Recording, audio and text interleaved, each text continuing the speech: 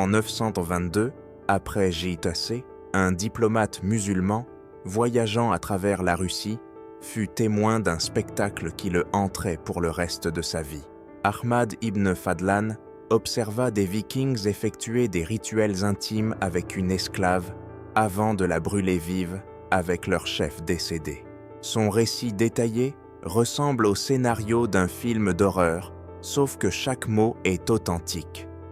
Ce que vous allez découvrir provient de sources historiques documentées qui révèlent comment les Vikings utilisaient la sexualité comme une arme de guerre, un outil de contrôle social et un chemin vers l'au-delà.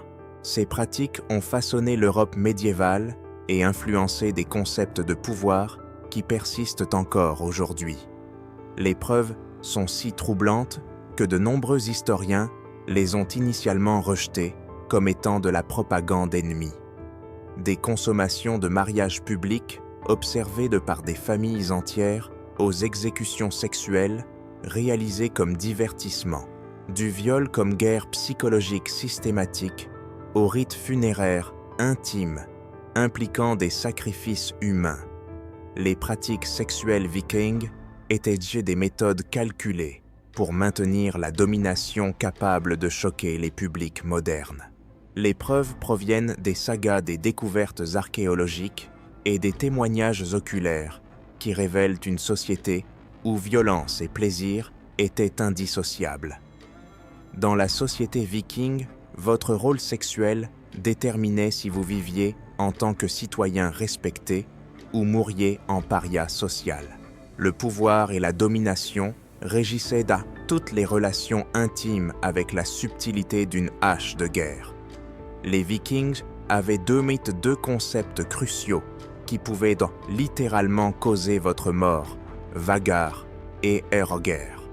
Ces termes décrivaient les hommes sexuellement passifs ou féminins.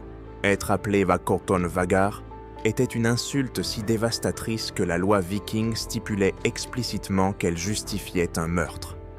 Vous pouviez tuer quelqu'un pour avoir suggéré que vous étiez sexuellement soumis et repartir sans conséquences légales. Cela créait une hiérarchie sexuelle plus rigide qu'un système de caste médiéval. Le partenaire actif, celui qui pénétrait, conservait l'honneur masculin et le respect social. Le partenaire passif perdait totalement sa virilité, ainsi que ses droits légaux, ses biens et sa position dans la communauté. Nous parlons d'une culture où votre position pendant l'acte sexuel déterminait votre place dans la société. Les conséquences légales étaient absurdes selon les normes modernes. Les hommes accusés d'être sexuellement passifs pouvaient perdre le droit de témoigner au tribunal, d'hériter de biens ou même de porter des armes. En gros, être mauvais au lit pouvait vous dépouiller de votre citoyenneté. Les sagas islandaises documentent des cas où des hommes ont tout perdu parce que quelqu'un avait répandu des rumeurs sur leurs performances sexuelles. Les sagas regorgent de vendettas déclenchées par des insultes sexuelles. La saga de Njal le Brûlé décrit un conflit qui a tué des dizaines de personnes parce qu'un homme a traité un autre d'efféminé. La saga d'Égil raconte des guerriers qui ont parcouru des centaines de kilomètres pour assassiner quelqu'un ayant remis en question leur masculinité. Toute insinuation de soumission sexuelle pouvait déclencher une vague de meurtres. Les femmes pouvaient utiliser ces insultes comme des armes. Les sagas décrivent des épouses qui ont détruit la réputation de leur mari en mettant publiquement en doute leurs compétences sexuelles. Une femme dans la saga de Laxdela a divorcé de son mari et ruiné son statut social en prétendant qu'il était trop doux au lit. L'obsession pour la domination sexuelle créait une boucle de violence sans fin. Les hommes devaient constamment prouver leur masculinité par l'agressivité, ce qui entraînait plus de conflits, nécessitant encore plus de démonstrations de dominance. La violence sexuelle devenait un outil de contrôle social, car la menace d'être marqué comme sexuellement passif maintenait les hommes dans le rang et renforçait la structure de pouvoir qui définissait la société viking. Les Vikings transformaient l'agression sexuelle en un art de destruction psychologique. Il comprenait que briser l'esprit d'un homme était plus efficace que de simplement le tuer. Les sagas décrivent le Keliklumhog ou coup de honte, une pratique consistant à couper ou poignarder les fesses d'un ennemi vaincu pour symboliser une pénétration anale. Ce n'était pas une violence aléatoire, c'était une humiliation calculée pour marquer la victime comme sexuellement conquise. La beauté de ce système du point de vue viking était que vous pouviez détruire la masculinité de quelqu'un sans avoir à accomplir l'acte vous-même. Mais les Vikings allaient souvent au-delà du symbolisme. Les ennemis vaincus en particulier, les chefs et les guerriers, faisaient face à des agressions sexuelles systématiques conçues pour transférer la masculinité de la victime au vainqueur. La saga des Völsungs décrit comment des rois capturés étaient moins soumis à des viols publics pour démontrer leur défaite complète.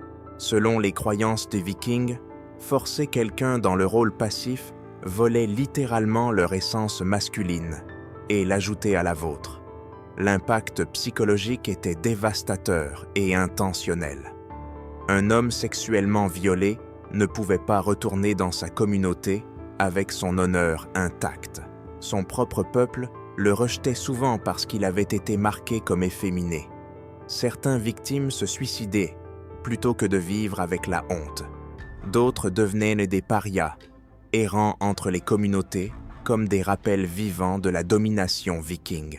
Les Vikings pratiquaient l'esclavage sexuel à une échelle industrielle. Les marchés d'esclaves de Dublin et York étaient remplis de captifs, destinés à un usage intime. Les sagas décrivent avec détachement comment les pillards divisaient les êtres humains comme du bétail les plus attractifs, étant réservés aux collections personnelles des chefs.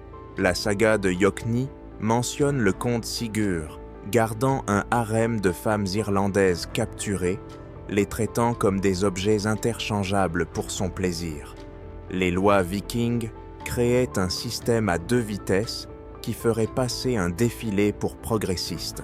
Les femmes libres bénéficiaient d'une protection étendue contre les agressions sexuelles, mais les captives n'avaient aucun droit. Tout homme libre pouvait utiliser une esclave sexuellement et tuer une esclave pour résistance était à peine considéré comme un délit. Le code légal de l'Islande médiévale stipulait que violer une femme libre entraînait la peine de mort, tandis que violer une esclave ne coûtait qu'une amende, équivalent à endommager la propriété de quelqu'un. L'ampleur de ce système était stupéfiante. Les preuves archéologiques de Dublin suggèrent que jusqu'à 30% de la population était composée d'esclaves, dont beaucoup capturés spécifiquement pour des usages sexuels. Les Vikings ont créé une économie entière, basée sur le trafic humain, pour l'exploitation intime. Cette déshumanisation systématique servait un objectif stratégique. Les communautés qui entendaient parler des pratiques sexuelles vikings se rendaient souvent sans combattre, préférant éviter que leur peuple ne soit soumis à un tel traitement. La simple menace de violence sexuelle devenait une arme de conquête plus efficace que n'importe quelle épée. Les mariages vikings faisaient passer la télé-réalité moderne pour quelque chose de raffiné.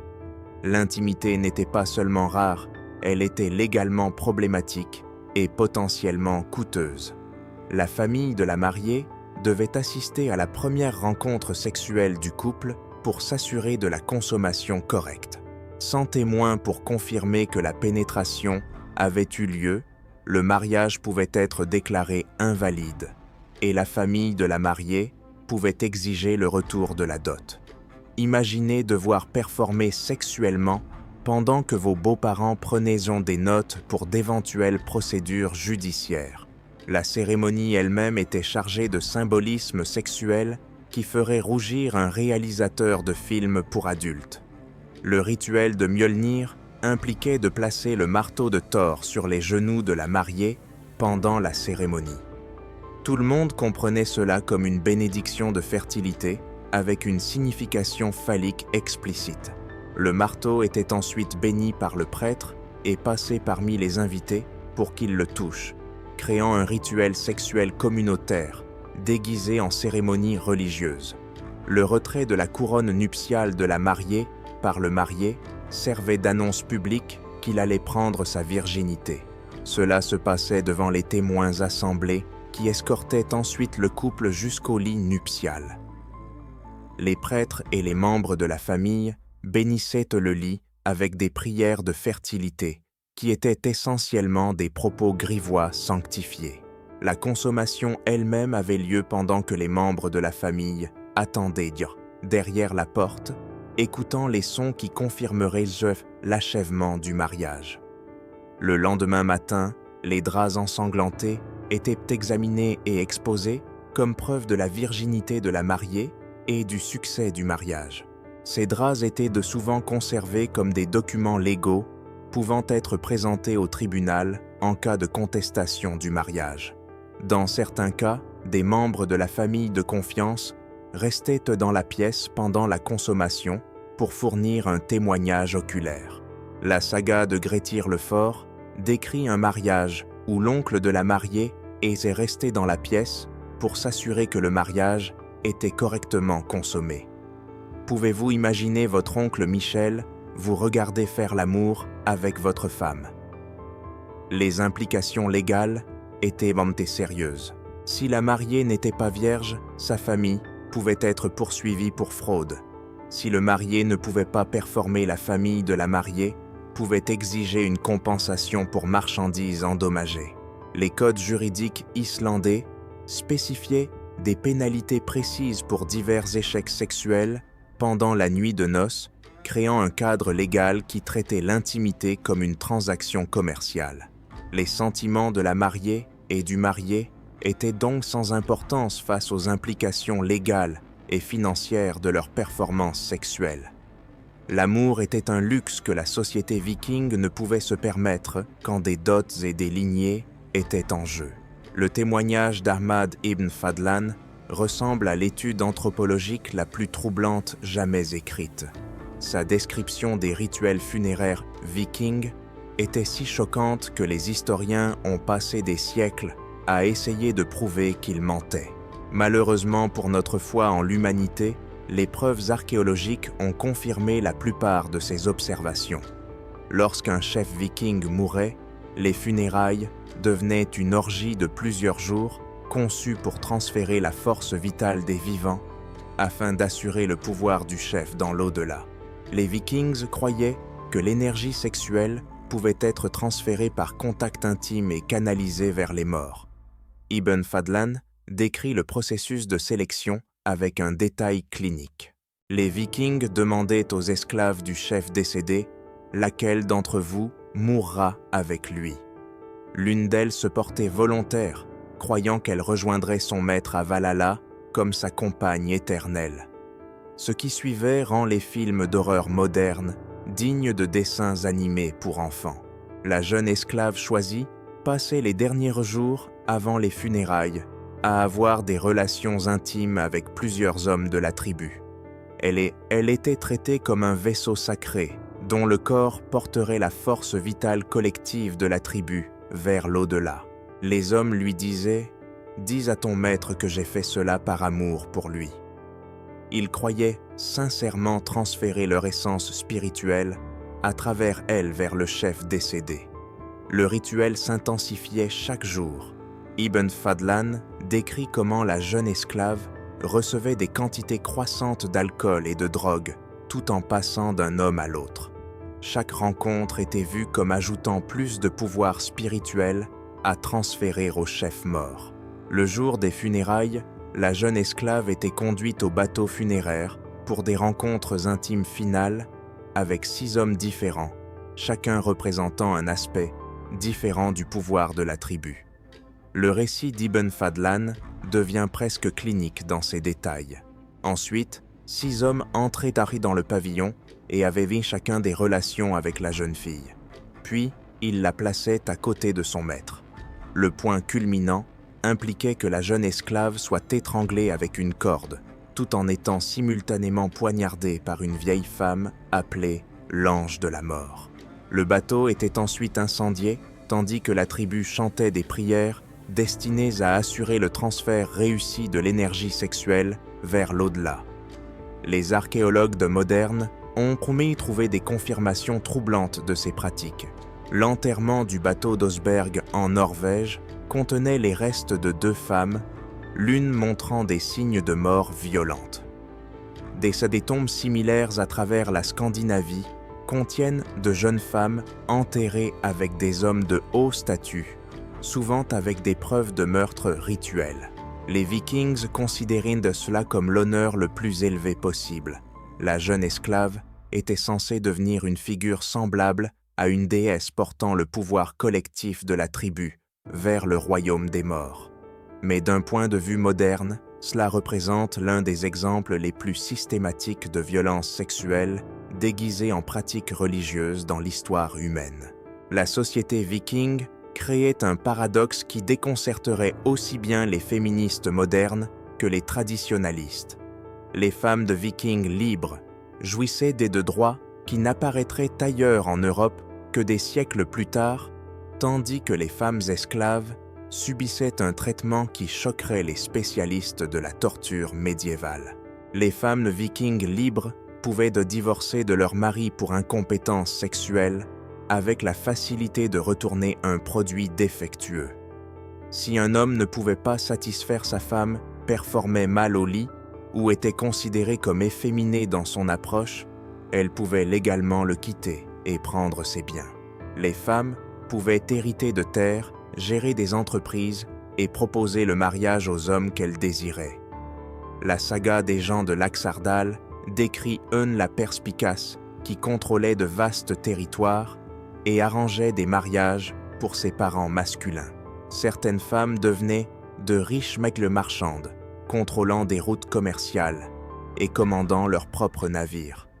Les sagas documentent des femmes qui ont divorcé de leur mari pour avoir porté des vêtements trop féminins ou pour ne pas avoir défendu correctement leur honneur. Halgerd, dans la saga de Njal, a quitté son mari parce qu'il portait une chemise qui montrait trop sa poitrine, considérant cela comme efféminé et comme motif de divorce. Les femmes de Vikings bénéficiaient d'une protection légale contre les avances non désirées. Les lois stipulaient clairement que les baisers ou rapports non consentis entraînaient de lourdes sanctions, y compris l'exil ou la mort. Pour les femmes libres, le consentement comptait d'une manière qui ne se verrait pas ailleurs en Europe médiévale. Mais cette attitude avait un côté sombre qui révèle la véritable nature de la société viking. Ces droits ne s'appliquaient seulement qu'aux femmes de vikings libres. Les femmes esclaves n'avaient aucun droit et pouvaient être utilisées sexuellement par n'importe quel homme libre sans recours légal. Le même code légal qui protégeait l'autonomie sexuelle des femmes libres stipulait explicitement que les esclaves étaient des propriétés à utiliser selon le bon vouloir de leurs propriétaires. Ce contraste était intentionnel et brutal. En accordant aux femmes libres des droits sans précédent, la société viking renforçait l'idée que la liberté était précieuse et l'esclavage la dégradation ultime. La capacité d'une femme libre à refuser des avances intimes rendait l'incapacité d'une femme esclave à le faire encore plus marquée. Les femmes de Vikings participaient activement à la violence de leur société. Les preuves archéologiques de sites comme Birka suggèrent que certaines femmes étaient des guerrières, et les sagas décrivent des femmes qui encourageaient leurs parents masculins à commettre des actes de violence sexuelle contre des ennemis. Elles comprenaient que leur propre liberté dépendait du maintien du système qui asservissait les autres.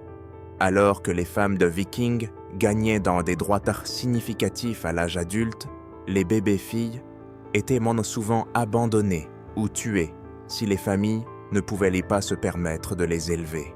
Les sagas mentionnent nonchalamment des pères exposant leurs filles non désirées, les laissant dehors pour mourir de froid ou attaquées par des animaux sauvages. Cela créait une société où un petit nombre de femmes libres détenaient un pouvoir significatif, tandis que la majorité des femmes faisaient face à une vie d'exploitation brutale.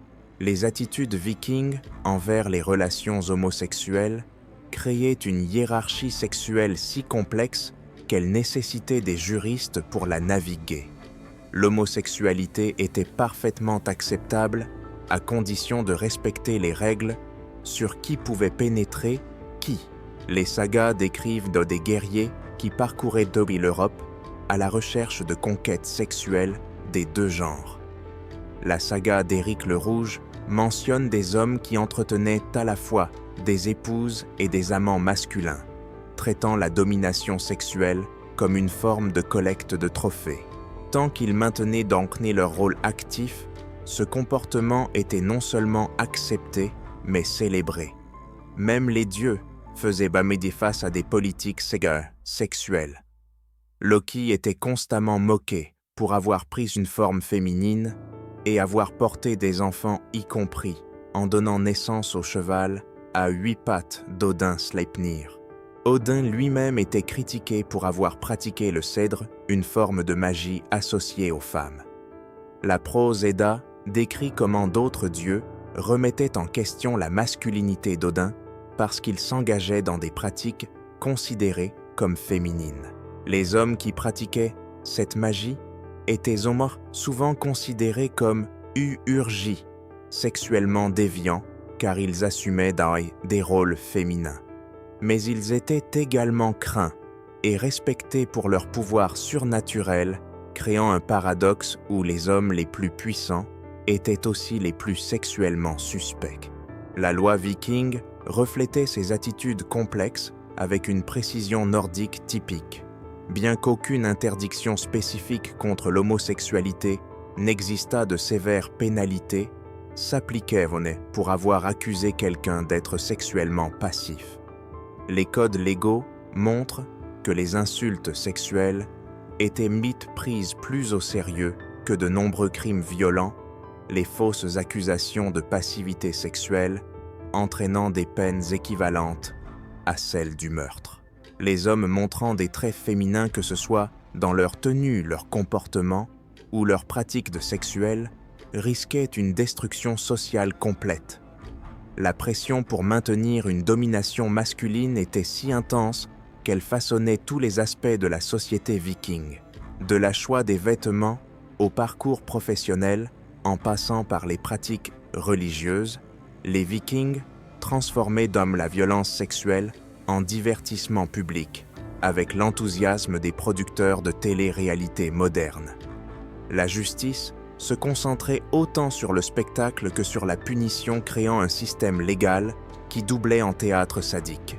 Les criminels reconnus coupables d'infractions sexuelles faisaient face à des châtiments conçus pour les humilier de la même manière qu'ils avaient humilié leurs victimes. Les violeurs pouvaient être soumis à des agressions sexuelles publiques dans le cadre de leur exécution, avec la foule applaudissant alors que la justice était rendue par une violence ironique. Les adultères pouvaient donc être castrés devant des spectateurs qui traitaient la procédure comme un événement sportif. Ces châtiments servaient plusieurs objectifs au-delà de la simple justice. Ils renforçaient les hiérarchies sociales par l'humiliation sexuelle, tout en offrant du divertissement aux masses. La nature publique envoyait des messages clairs sur la distribution du pouvoir, tout en donnant aux Vikings une excuse pour se complaire dans leur goût pour la violence créative. Les sagas décrivaient des festivals où la violence sexuelle faisait partie du divertissement programmé. Les ennemis capturés étaient forcés de réaliser des actes dégradants pour l'amusement des Vikings, avec des foules pariant sur combien de temps les victimes survivraient à diverses formes de torture sexuelle. La saga des Vikings d'Yngling mentionne des tournois où les prisonniers étaient soumis à des formes de plus en plus élaborées d'humiliation sexuelle jusqu'à ce qu'ils meurent ou deviennent fous. Les preuves archéologiques soutiennent ces récits avec une cohérence troublante. Les sites d'exécution montrent souvent une violence ritualisée qui va bien au-delà du simple meurtre. Les corps étaient mutilés de manière à suggérer que l'humiliation sexuelle faisait partie intégrante du processus de punition. La normalisation de la violence sexuelle comme divertissement aide à expliquer comment les pillards vikings pouvaient commettre des atrocités aussi systématiques lors de leur conquête. Ils suivaient des scripts culturels qui rendaient la violence sexuelle non seulement acceptable, mais louable, transformant le viol et la torture en une forme d'art performatif. Les Vikings ont créé une société où le sexe, le pouvoir et la violence s'entremêlaient avec la précision d'une arme bien forgée. Leurs pratiques étaient donc des méthodes systématiques de contrôle social qui utilisaient la sexualité pour renforcer les hiérarchies de pouvoir avec une efficacité brutale. Ce n'étaient mais non pas des actes barbares, aléatoires. C'étaient des stratégies calculées qui ont façonné l'Europe médiévale et continuent d'influencer notre monde moderne à travers l'ADN, les lois et les concepts de masculinité qui persistent aujourd'hui. L'héritage viking s'est répandu à travers les continents portant des idées sur la sexualité et la domination à tous les coins de leur monde en expansion. Quelles autres pratiques sexuelles historiques choqueraient les publics modernes? Faites-le moi savoir dans les commentaires quelle civilisation vous souhaitez que j'explore ensuite.